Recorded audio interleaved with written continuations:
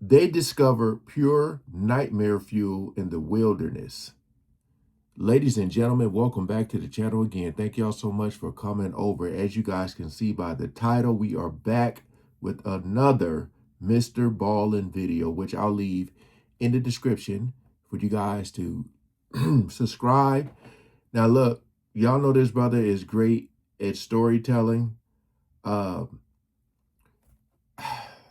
I really thought about going live and doing this, but I remember that one time I was live doing a Mr. Baldwin reaction and somebody like in the chat like spoiled it and told the story. Like, oh, this person dies or something. I'm like, oh. So it's tough, man, because people be trolling too much. But hey, it is what it is. We are here and we ain't wasting no more time.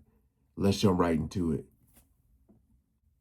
In today's episode, I'm going to tell you two stories. The first story you're going to hear is about this village in Africa where people keep turning up dead and nobody knows why until they do a stakeout. And the second and final story you'll hear is about this remote island in the Arctic region of northern Canada where these indigenous hunters make a truly disturbing discovery. But before we get into today's stories, if you're a fan of the strange, dark, and mysterious delivered in story format, then you've come to the right place because that's all we do, and we upload once a week. So if that's of interest to you, please offer to do the like button's grocery shopping, but don't tell them you've squirted an entire bottle of lime juice into their fresh milk. Also, please subscribe to our channel and turn on all notifications so you don't miss any of our weekly uploads. Okay, let's get into today's stories. Lime juice and milk.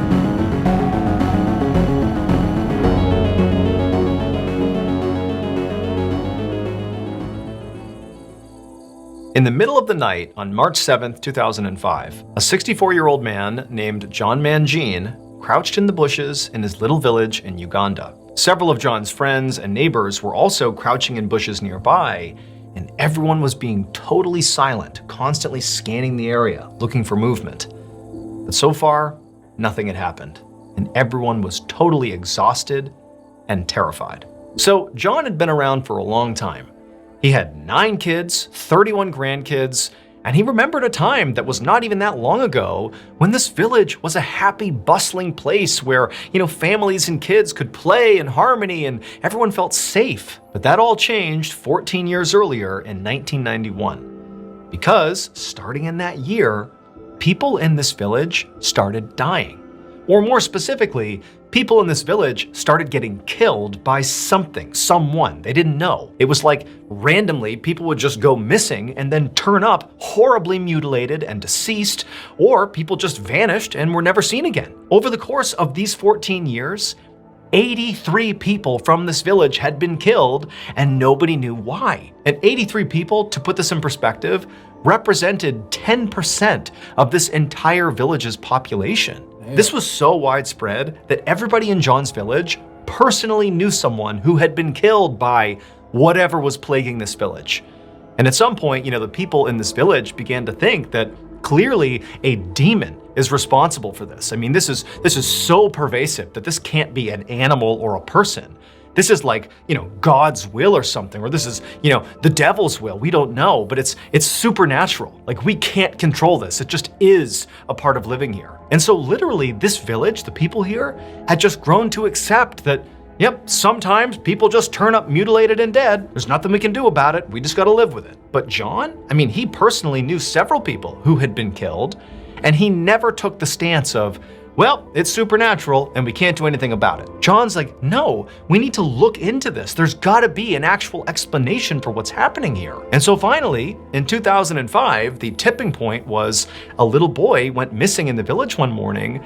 And for John, he has all these grandkids, including a bunch of little boys, and he saw this little boy go missing and, he was never found again. And John's thinking, that's just like one of my grandkids. This has to stop. We gotta look now. We have to look into this now. And so John very forcefully rounded up some people in the village, his friends and neighbors and others, and he told them, tonight we are going to set up a stakeout and stay out all night if we have to, and wait for this demon, this creature, this person, whoever it is. We are gonna catch them in the act and put an end to this thing. And because John was so motivated, so enthusiastic, and so ready to sort of lead this thing, he really quickly turned the tide of people's opinions in this village. It's like they went from being, oh, we can't do anything about it, to, you know what, yeah, let's put an end to this thing. And so sure enough, that night, John and all these people he had got together for this stakeout, they headed to this area in their village called the Butchery. They had named it that because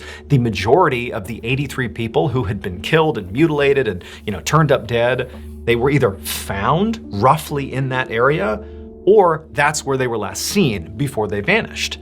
And the butchery was actually basically right next to this lake, this placid lake that sort of sat right next to the village. So everybody's scared of this lake and this area, but tonight's the night. They're gonna figure out what's happening in this village. And so John and the other volunteers, they make their way over to the butchery, and they each climb into these tall bushes, these reeds that are right next to the lake, and they all crouch down, kind of keeping their eyes on the land, the butchery, and also the lake. And there they sat. All of them constantly looking at each other, maintaining eye contact, to stay safe.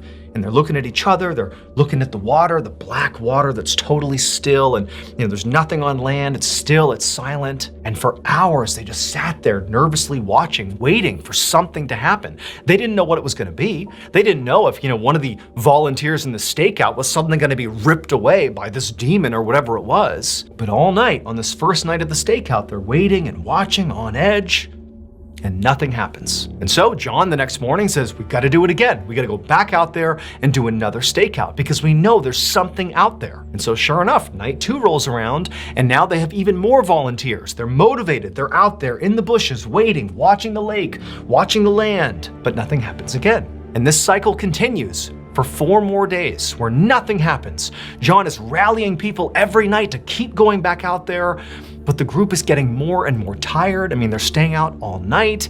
It's also sort of deflating to realize that, it looks like we don't have control over whatever's happening here.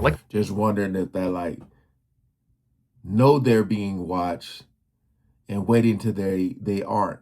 I already know this gonna get extremely crazy, man, but I'm glad a lot of people showed up, because a lot of times you can't get people to participate in a night watch type of thing. You see it in the movies sometimes, but I'm just glad it's not it wasn't one person going by themselves.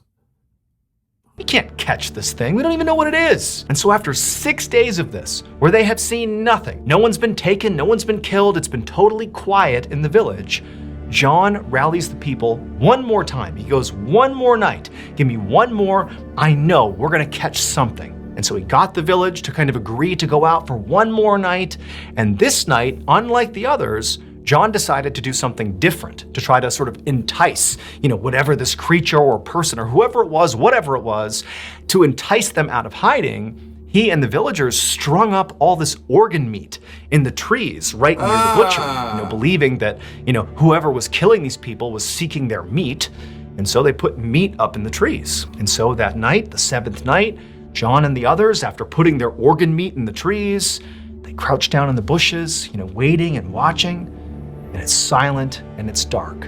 And at first, nothing happens. And as the night goes on, people are starting to think, it's just another night where nothing's gonna happen. And people are starting to get restless, and John's telling them, be quiet, stay still, we gotta wait, we gotta watch, see what happens. Hours and hours go by, nothing. But then, between 4 or 5 in the morning, it's still dark out, the water's black, it's still and silent, and people are really starting to get restless at this point. They begin to hear something. It's like this low grumbling sound that appears to be coming from the lake, but it's hard to tell. The lake was pretty big and it was still dark out. They're looking out at the water and it's just dark, and they're right near the water. And so they're hearing this rumbling sound, and everyone's kind of looking out like this is the first time anything has happened during one of these stakeouts. And John, he's telling them, stay down, stay quiet. And they're looking out at the water and it's still. But this rumbling, growling sound, it starts getting louder and louder and louder. It's so loud at a certain point that John, he can feel his body literally trembling from the sound.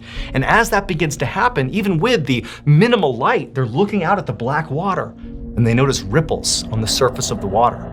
something's moving in the lake. And so everybody's looking and waiting, everyone's scared. John looks over at the other people who are in the other set of bushes right near him, and he can see their eyes are wide, they're terrified, but everyone's looking out at the water. And then eventually this massive, dark silhouette emerges from the lake, and this loud growl fills the air and everyone's frozen, and then whatever it is charges towards John. But it doesn't go after John. This huge creature runs past John and bites down on the meat dangling from the trees. But the meat, they had placed hooks in the meat like a trap.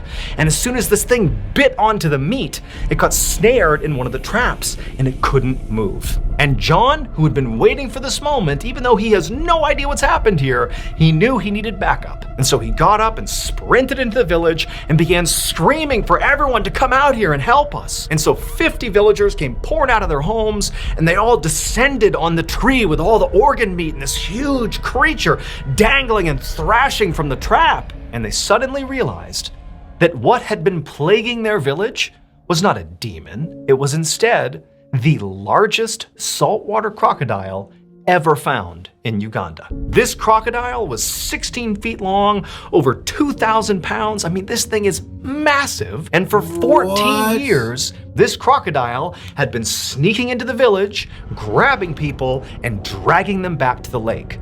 And nobody had seen it. Or more specifically, anyone who had seen this crocodile, this beast, did not live to tell the tale. Authorities were quickly called to the village, and they wouldn't allow the villagers to kill this crocodile as much as they wanted to. Instead, the crocodile was relocated. That was a real... Hey, those some brave people, man.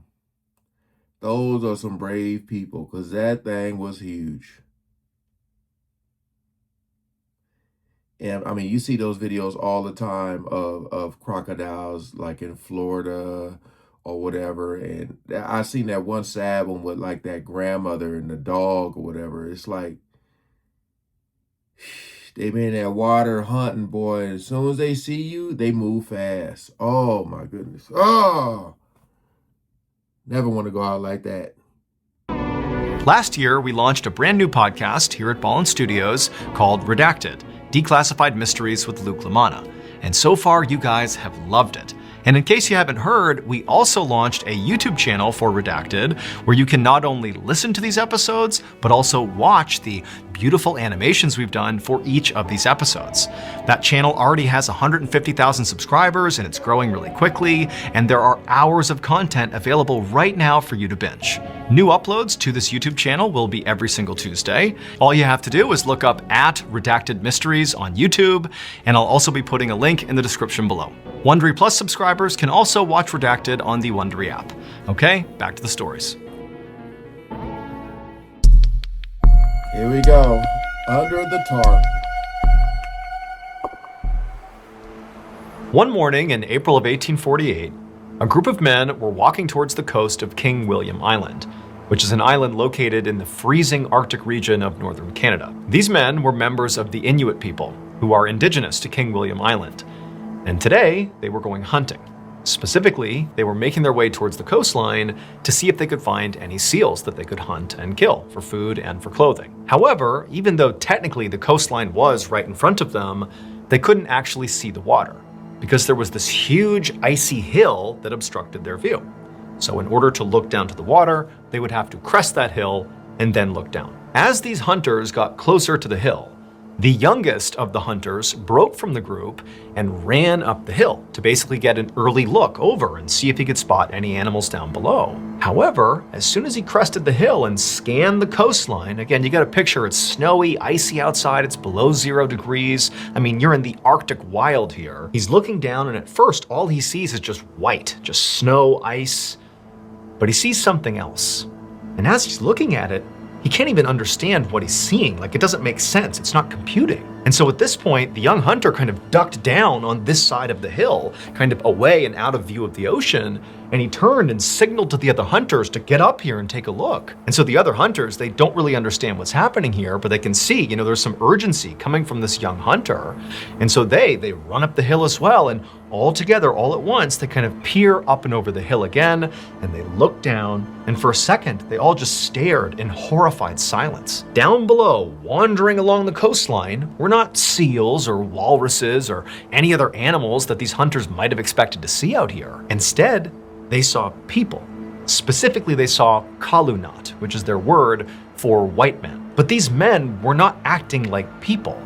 They were lumbering, almost like they weren't in control of their bodies. They had these strange, jerky movements, and they were all just kind of staring straight ahead with these vacant expressions, and their skin, it was like black and blue, and their clothes were tattered, and they were just kind of lumbering along, about 40 of these Kalunat, these white men. Now, for these hunters, they really didn't have much exposure or experience around Kalunat, around white men. All they really knew at the time and in this part of the world is that white men were pretty dangerous to the indigenous people. But they did know there was a group of Kalunat who were staying on a ship that was off the coast of King William Island, and they had been living there for the better part of a year, and it seemed like their ship might have frozen off the coast, and they were just kind of trapped until the warmer months came around and they could sail away. But to this point, the Inuit people really had not seen or interacted with any of those white people. They had just kind of kept to themselves, and that was it. So just to see the Kalunat, the white people, on land, that alone was really shocking. Like, what happened? Why did they leave their ship? Why are they here? But again, the way they were moving and how they looked, it seemed wrong. Like there was something wrong with these people. Like there's more to this story than the Inuit people understand. And it was sort of terrifying. And on top of just the way they were moving, there was something else these Kalunat were doing. In addition to these men just kind of lumbering along the coastline, a few of them were dragging this big sled. And there was a tarp over the sled. Clearly something big or several things were under this tarp. But the Inuit hunters, they couldn't quite tell what it was. It was covered up. And so they're just watching these men in this weird parade along the coastline with the sled, and they really were like, we have to get out of here. And so they ducked their heads below the icy hill to kind of stay out of view of the Kalunat, who to this point it did not seem like they had spotted the hunters. And as the hunters are sort of trying to figure out what they should even do, they hear this awful guttural scream coming from down below where these men are, where these white men are. And instinctively, the hunters, they grab their spears and they poke their head up over the hill, almost thinking maybe they've spotted us, maybe they're gonna attack us. But no, when they look down below, many of the Kalunat were still just kind of lumbering along, but one of them had stopped, and he was kind of retching around like there was something wrong with him, and he continued to scream out, and then he just crumpled to the ground. But the other white men, it was like they didn't even react to it, except for the men pulling the sled. They pulled the sled right up alongside this man who had just fallen to the ground after screaming, and they just sort of nonchalantly pulled back the tarp, revealing all sorts of bodies on the sled. They picked the guy who had just fallen, and they threw him onto the pile, they covered him back up with the tarp, and then, like nothing had happened, the men kept on pulling the sled, and this totally creepy procession continued down the coast. At this point, the Inuit hunters were genuinely terrified, and without saying anything, they just scrambled back down the hill and ran back to their village. The following day, the Inuit hunters came back to that exact spot, that icy hill that looked down to the ocean below. Except this time, they had brought along several pounds of seal meat. So the previous day, when these hunters had gone back to their village to tell the others about what they had just seen, oddly enough, the consensus became that, of course the Kalunat are sort of dangerous to us and we should keep our distance. But from what you're describing, it sounds an awful lot like these men, these white men, must just be starving. Like the way they're moving, the fact that men are falling down and dying, and they have this, sled full of dead bodies. They're out here in the Arctic wild. I mean, this is a very unforgiving place. And so the consensus was, they're starving to death. That's what you're seeing. That's why they're acting the way they are. And so maybe the move here is you hunters go back to that same spot, try to find these Kalunat, and give them some food, not only to help them, to be good people, good stewards of humanity, but also as sort of like a peace offering, because there was tension between the Inuit people and the Kalunat. And so these hunters had agreed. They had showed up with the intention of, finding these 40 some odd white men, giving them some food, and maybe even offering some help, if they needed it. And so that day, the Inuit hunters, they make it back to their spot, they climb up that icy hill, and they look down towards the ocean below, and there's nobody there. It's just complete isolation. And so the hunters, they go down to the coastline and they see footprints from the day before. They find, the tracks from the sled that have been being dragged, and they just start tracking the footprints of these white men. And for hours, these hunters are just following the footprints along this coastline, in the snow and the ice, and they're looking up ahead. They don't see anybody, and it's like, wow, these guys, they covered a huge amount of ground. Where did they go? And eventually, after hours of this, the hunters come upon this campsite, but it's totally abandoned. It's right on the edge of the water, and based on where the campsite was and sort of how fresh it looked, it seemed pretty obvious that at some point, clearly the Kalunat had been camped out here. But they clearly are not here now. But interestingly, the people that had been here, presumably the white men, they had left behind quite a few of their supplies. There was the remains of a fire, and sitting over the fire was this big pot, like a metal pot. And you would think, if you're struggling to survive out here, that you would definitely want to keep some of your cooking supplies. But no, that was left behind, along with several other tools.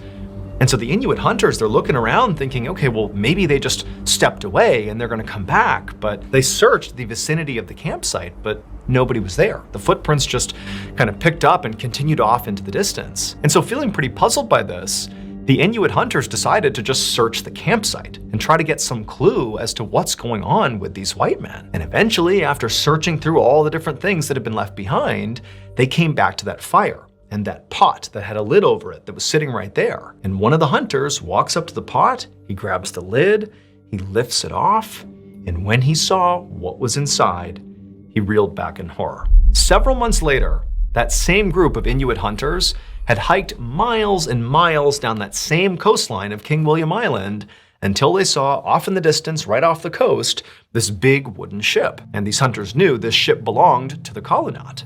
And today, their plan was to break into the ship and raid it, because just recently, these hunters had finally kind of solved the mystery of what happened to those, 40 some odd white men they had seen. Because they came across this mass gravesite, of 30 plus white men all dead in the snow. And clearly they had starved to death and died from exposure.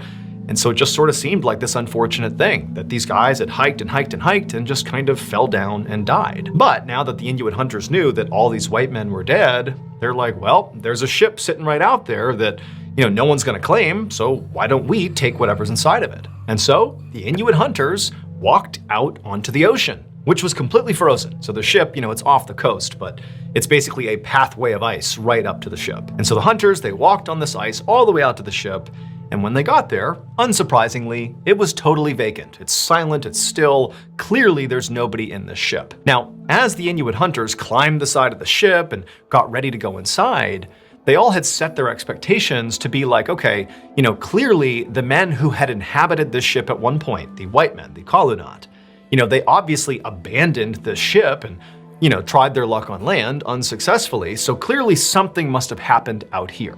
Like they ran out of food, or there was a leak in the ship, or some sort of chaos ensued here that caused them to abandon their shelter and, head towards the Arctic wilds, right? But once they got on board the ship and looked around, they quickly realized the ship was in pristine condition. I mean, there was no damage to the ship. It was practically brand new, preserved out in the ice here. When they went down below, they discovered there were all these bedrooms with these incredibly comfortable looking beds, and there was bunk beds and hammocks with linens and pillows. There was a library with hundreds of books. There were games. There was all this cutlery and fine china. And just off the kitchen, in their pantry, was this massive food storage room full of food, canned goods, all still good, that apparently had just been left behind. And so the Inuit hunters, they're thinking like, how is this possible? What caused these white men to abandon their ship, which presumably was perfect, pristine, provided much better shelter, and also they abandoned all their food, like they clearly weren't starving. So what happened?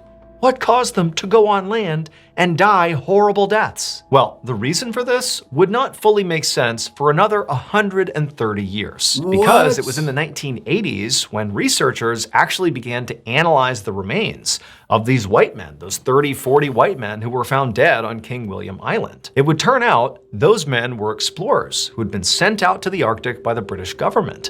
And they had been well outfitted when they were sent out on their journey. I mean, they were given that incredible ship, and they were given all these supplies, including a whole bunch of canned food items. However, what these explorers didn't know is that their canned food had become tainted with lead. And so as they slowly were eating all these canned food items, they were... You know what's crazy too?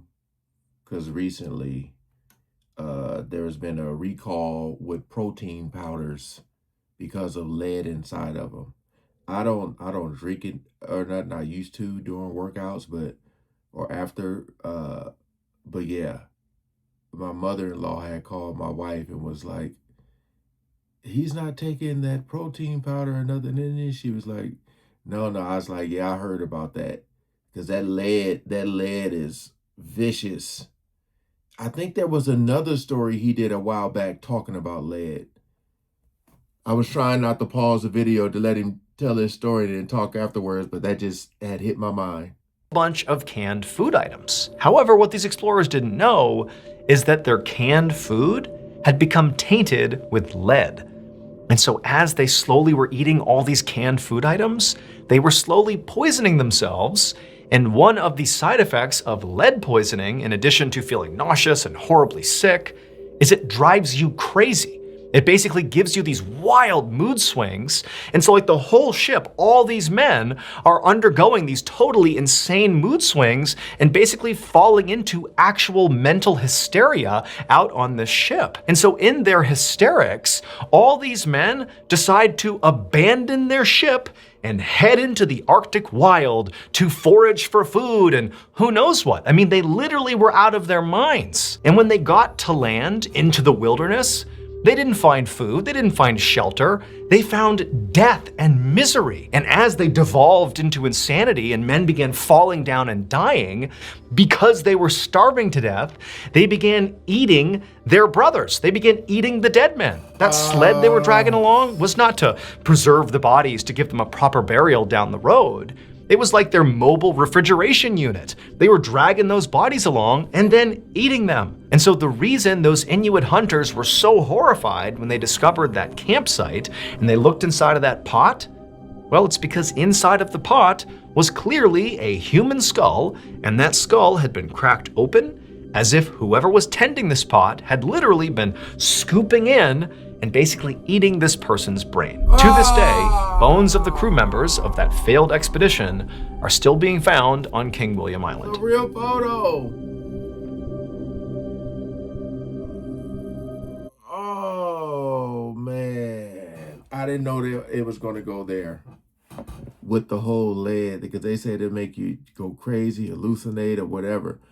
Oh my goodness, man! He said eating the brain like it's some soup. Oh, damn. I cannot remember when, but I know he talked about it was some type of lead or some type of poisoning before. Dang, man.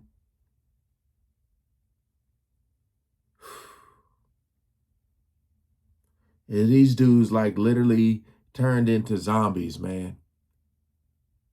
Oh, yeah, I had made the decision, when I react to Mr. Ballin, unless I actually like really, really, really need to, I will not be pausing the videos.